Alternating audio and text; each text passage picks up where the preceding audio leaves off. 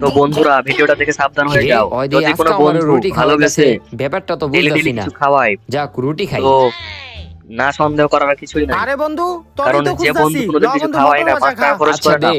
সে বন্ধু হঠাৎ কি যদি রে তোমাকে ওই ডেলি 2 দিন খাওয়াতে ধরে শুরু আমার করে, অনেক কিছু খাওয়াইতাছে, তার মানে আজকে গড়বড় আমার কিছু মটর আছে। ভাজা খাওয়াইলো। তো হাসান ভাই এটা কাহিনী তো বুঝতে কিছুই পারে। বুঝতাছি তো না। ভিডিওটা পুরোটা দেখো, আমি ল বন্ধু মজু তোমাদেরকে খা। আচ্ছা দে। সঠিক জ্ঞানটা দেওয়ার কি রে মানে ওই 3 দিন ধরে আমার জন্য অনেক কিছু ভিডিওটা আমি খাওয়াইতাছে, তুলেছি। আজকে আমার আবার মজু তোমরা খাওয়াইলো। না আজকে আমার ভিডিওটা ওরে পুরোটা জিগে দেখো। তুইব।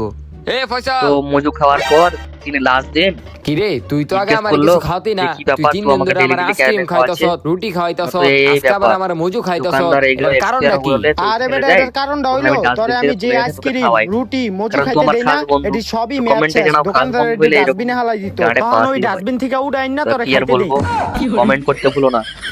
আসি পরের ভিডিওতে দেখা হচ্ছে। তো কি আর বলবো।